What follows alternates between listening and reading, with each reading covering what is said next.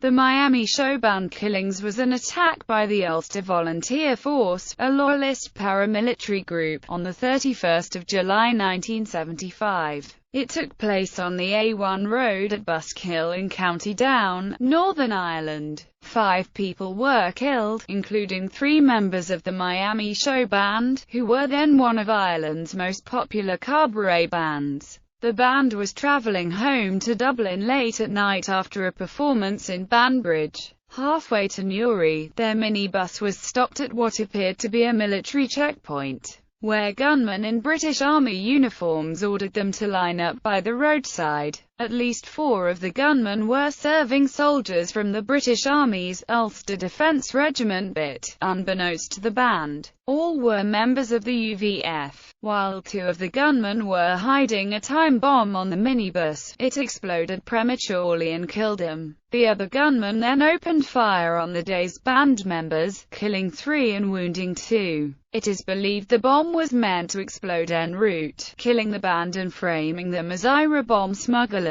and possibly leading to stricter security measures at the border. Those responsible for the attack belonged to the Glennon Gang, a secret alliance of loyalist militants, rogue police officers and British soldiers. There are also allegations that British military intelligence agents were involved. According to former intelligence corps agent Captain Fred Holroyd, the killings were organised by British intelligence officer Robert Nerrick, together with the UVF's Mid-Ulster Brigade and its commander Robin "the Jackal" Jackson. The Historical Inquiries team, which investigated the killings, released their report to the victims' families in December 2011. It confirmed that Jackson was linked to the attack by fingerprints. The massacre dealt a blow to Northern Ireland's live music scene, which had brought young Catholics and Protestants together. In a report published in the Sunday Mirror in 1999, Colin Wills called the Miami Showband attack one of the worst atrocities in the 30-year history of the Troubles. Irish Times diarist Frank McNally summed up the massacre as an incident that encapsulated all the madness of the time. Background: political situation in Northern Ireland. The conflict in Northern Ireland, known as the Troubles, began in the late 1960s. The year 1975 was marked by an escalation in sectarian attacks and a vicious feud between the 2 main loyalist paramilitary groups, the Ulster Volunteer Force and the Ulster Defence Association. On 4 April 1974, the proscription against the UVF had been lifted by Merlin Rees, Secretary of State for Northern Ireland. This meant that both it and the UDA were legal organisations. The UVF would be once more banned by the British government on 3 October 1975. In May 1974, Unionists called a general strike to protest against the Sunningdale Agreement, an attempt at power sharing, setting up a Northern Ireland Executive and a cross-border Council of Ireland, which would have given the Government of Ireland a voice in running Northern Ireland. During that strike on 17 May, the UVF carried out the Dublin and Monaghan car bombings, which killed 33 civilians. The Provisional IRA were suspected by British police of bombing 2 pubs in the English city of Birmingham the following November, resulting in 21 deaths. UK Home Secretary Roy Jenkins introduced the Prevention of Terrorism Act, which gave the government unprecedented powers against the liberty of individuals in the United Kingdom in peacetime. At Christmas 1974, the IRA declared a ceasefire, which theoretically lasted throughout most of 1975. This move made loyalists apprehensive and suspicious that a secret accord was being conducted between the British government and the IRA, and that Northern Ireland's Protestants would be sold out. Their fears were slightly grounded in fact, as the MI6 officer Michael O'Toole was involved in negotiations with a member of the IRA Army Council, during which structures of disengagement from Ireland were discussed. This had meant the possible withdrawal of British troops from Northern Ireland. The existence of these talks led Unionists to believe that they were about to be abandoned by the British government and forced into a united Ireland as a result. The loyalist paramilitary groups reacted with a violence that, combined with the tit-for-tat retaliations from the IRA, made 1975 one of the bloodiest years of the conflict. In early 1975, Merlin Rees set up elections for the Northern Ireland Constitutional Convention, at which all of Northern Ireland's politicians would plan their way forward. These were held on 1 May 1975, and the United Ulster Unionist Council, which had won 11 out of 12 Northern Irish seats in the February 1974 general election, won a majority again. As the UUC would not abide any form of power sharing with the Dublin government, no agreement could be reached and the convention failed, again marginalising Northern Ireland's politicians and the communities they represented.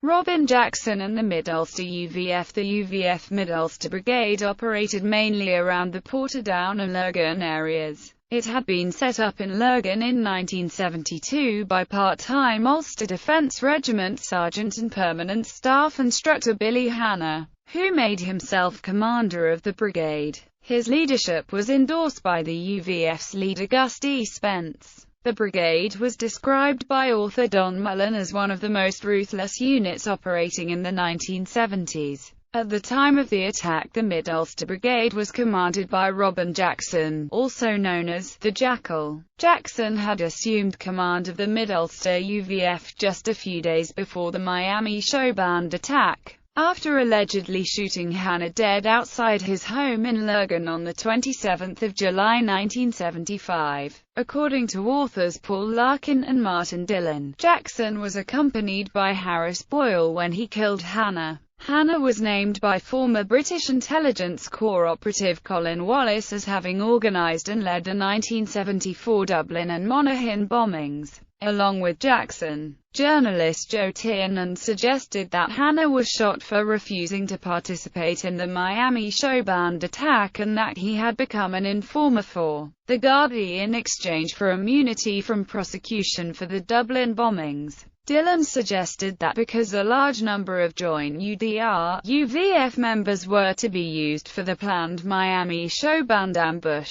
Hanna was considered to have been a security risk, and the UVF decided he had to be killed before he could alert the authorities. Jackson was an alleged RUC Special Branch agent who was said by Yorkshire Television's The Hidden Hand, The Forgotten Massacre programme, to have had links to both the intelligence corps and Captain Robert Nearick. A report in the Irish Times implicated Jackson in the Dublin bombings. More than 100 killings have been attributed to him by the Pat Finucane Centre, the Derry-based civil rights group. The Miami Showband. The Miami Showband was a popular Dublin-based cabaret band, enjoying fame in, according to journalist Peter Taylor, Beatle-like devotion from fans on both sides of the Irish border. A typical Irish show band was based on the popular 6 or 7 member dance band. Its basic repertoire included cover versions of pop songs that were currently in the charts and standard dance numbers. The music ranged from rock and country and western to Dixieland jazz. Sometimes the show bands played traditional Irish music at their performances. Originally called the Downbeats Quartet, the Miami Showband was reformed in 1962 by rock promoter Tom Doherty, who gave them their new name. With Dublin-born singer Dickie Rock as frontman, the Miami Showband underwent many personnel changes over the years.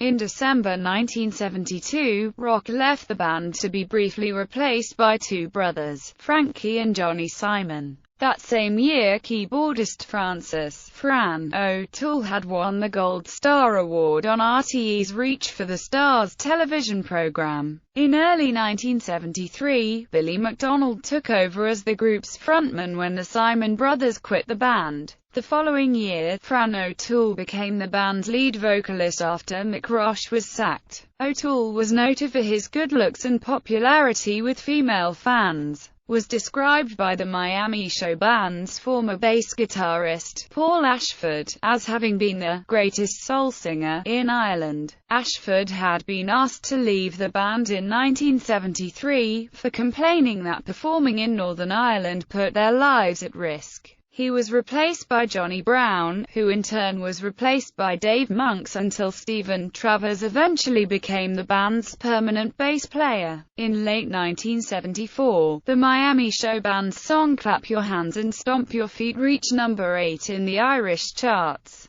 The 1975 lineup comprised 4 Catholics and 2 Protestants. They were lead vocalist and keyboard player Fran O'Toole, guitarist Anthony "Tony" Geraghty from Dublin, trumpeter Brian McCoy from Caledon, County Tyrone, saxophonist Des Mackley, 24, a Catholic from Belfast, bassist Stephen Travers from Carrick-on-Suir, County Tipperary, and drummer Ray Miller from Antrim. O'Toole and McCoy were both married, each had 2 children. Geraghty was engaged to be married. Their music was described as contemporary and transatlantic, with no reference to the Northern Ireland conflict. By 1975 they had gained a large following, playing to crowds of people in dance halls and ballrooms across the island. The band had no overt interest in politics nor in the religious beliefs of the people who made up their audience. They were prepared to travel anywhere in Ireland to perform for their fans.